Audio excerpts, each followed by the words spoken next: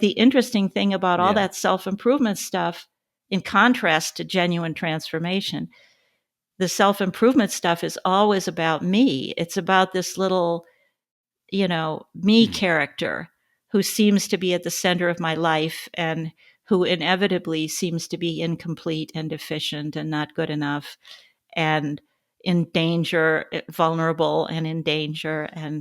And so it's always about sort of saving that little me and, finally being okay.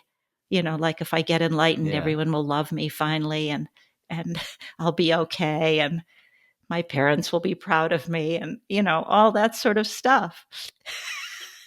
Yeah. Yeah. It is interesting. And as you said earlier, there's nothing wrong with wanting to be kinder or more loving or improve certain behaviors or patterns or anything like that. But it's that word self improvement, isn't it? It's Yeah, okay. yeah, exactly. What is it that you're trying to improve?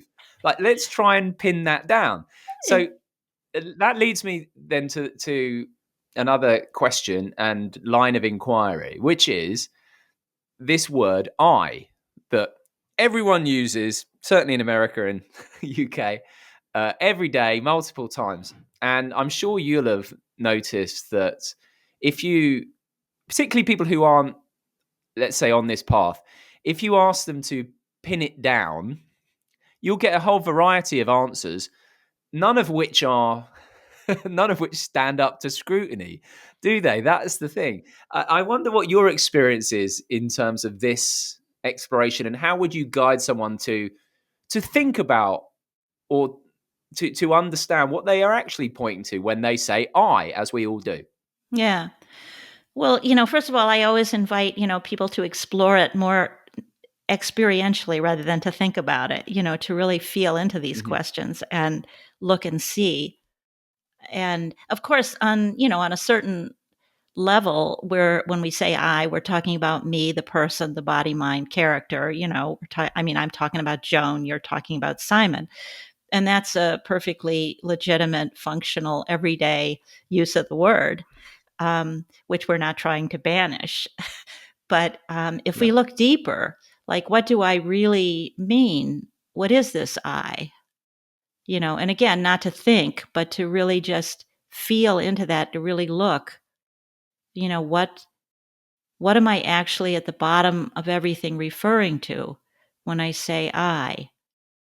You know, and it's deeper than my anything that came secondhand. Like when I was a baby, I didn't know that my name was Joan. I didn't know that I was female. I didn't know that you know anything about anything. I was just present and aware. I was just Mm. here, just Yeah. experiencing.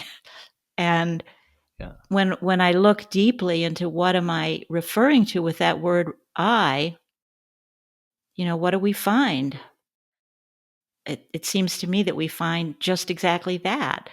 Just this presence, this undeniable presence or awareness or beingness or aliveness or experiencing, whatever words we want to use. None of the words are it, but just Yeah. that.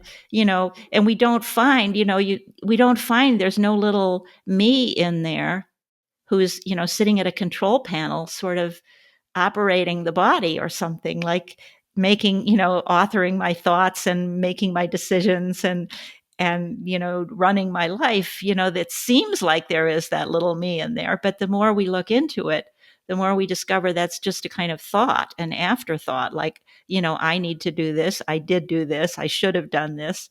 It's a thought, and when you actually look for it, you can't find that little me. So in one sense, when you look for the I, you find nothing at all, and you find everything. You find just this whole happening. And in that sense, we're all the same I in a way. We're all Mm. the same Yes. aware presence. And yet we're each have a unique kind of whatever filtering system of conditioning and everything else. So we're all kind of looking at a different movie, which is how we get Yeah. into a lot of conflict and difficulty. Yeah.